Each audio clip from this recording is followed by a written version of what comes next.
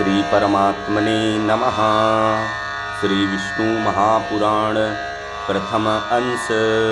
श्री सूत उवाच।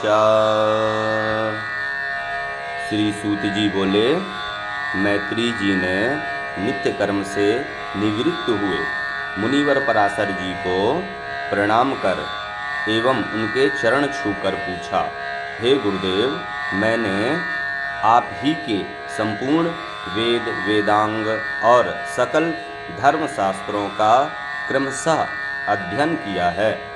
हे मुनि श्रेष्ठ, आपकी कृपा से मेरे विपक्षी भी मेरे लिए यह नहीं कह सकेंगे कि मैंने संपूर्ण शास्त्रों के अध्ययन में परिश्रम नहीं किया। हे धर्मज्ञ, हे महाभाग, मैं आपके मुखार बिंद से यह सुनना चाहता हूँ कि यह जगत किस प्रकार उत्पन्न हुआ और आगे भी दूसरे कल्प में आरंभ में कैसा होगा, तथा हे ब्राह्मण, इस संसार का उपादान कारण क्या है, यह संपूर्ण चराचर किसके उत्पन्न हुआ है, यह पहले किसमें लीन था और आगे किसमें लीन हो जाएगा। इसके अतिरिक्त आकाश आदि भूतों का परिणाम, समुद्र पर्वत तथा देवता आदि की उत्पत्ति, पृथ्वी का अधिष्ठान और सूर्य आदि परिणाम तथा उनका आधार, देवता आदि के वंश, मनु मनवंतर, बार बार आने वाले चारों युगों में विभक्त कल्प और कल्प के विभाग, प्रलय का स्वरूप, युगों के पृथक पृथक संपूर्ण धर्म, देव ऋषि और राजर्षियों का चरित्र, श्री व्यास जी कृत वैदिक शाखाओं की यथावत रचना तथा ब्रह्मा आदि वर्ण और ब्रह्मचर्य आदि आश्रम के धर्म, ये सब हे मुनि शक्ति नंदन मैं आपसे सुनना चाहता हूँ। हे ब्राह्मण, आप मेरे प्रति अपना चित्त प्रसादोन्मुख कीजिए, जिससे हे मुनि मैं आपकी कृपा से यह सब जान सकूं। श्री पराशर जी बोले, हे धर्मज्ञ मैत्री, मेरे पिता श्री व्यास जी ने जिसका वर्णन किया था, उस पूर्व प्रसंग का तुमने मुझे अच्छा स्मरण कराया। इसके लिए तुम धन्यवाद के पात्र हो।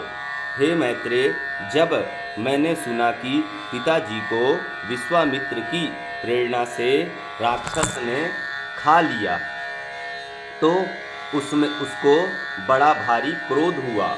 तब राक्षसों का ध्वंस करने के लिए मैंने यज्ञ करना प्रारंभ किया। उस यज्ञ में सैकड़ों राक्षस जलकर भस्म हो गए। इस प्रकार उन राक्षसों को सर्वथा नष्ट होते देख मेरे महाभाग पितामह वशिष्ठ जी मुझे बोले, हे वत्स, अत्यंत क्रोध करना ठीक नहीं, अब इसे शांत करो। राक्षसों का कुछ भी अपराध नहीं है। तुम्हारे पिता के लिए तो ऐसा ही होना था। क्रोध तो मूर्खों को ही हुआ करता है, विचारवानों को तो भला कैसे हो सकता है। भैया, भला कौन किसको मारता है, पुरुष स्वयं अपने किए का फल भोगता है। हे प्रियवर, यह क्रोध तो मनुष्य के अत्यंत कष्ट से सचित यश और तप का भी प्रबल नाश करता है। हे तात, इस लोक और परलोक का दोनों को बिगाड़ने वाले इस क्रोध का महर्षि गण सर्वदा त्याग करते हैं, इसलिए तू इसके वशीभूत मत हो। अब इन बेचारे निरपराध राक्षसों को गद्य करने से कोई लाभ नहीं। अपने इस यज्ञ को समाप्त करो। साधुओं का धन तो सदा क्षमा ही है। महात्मा दादाजी के इस प्रकार समझाने पर उनके बातों के गौरव का विचार करके मैंने वह यज्ञ समाप्त कर दिया। इससे मुनि श्रेष्ठ भगवान वशिष्ठ जी बहुत प्रसन्न हुए। उसी समय ब्रह्मा जी के पुत्र पुलस्त्य जी वहाँ आए। हे मैत्रेय, पितामह वशिष्ठ जी ने उन्हें अर्घ्य दिया।